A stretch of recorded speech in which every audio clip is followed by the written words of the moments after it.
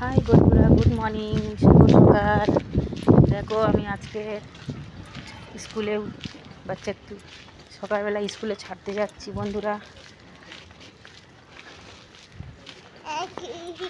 High Ankush, কোথায় যাচ্ছ তুমি?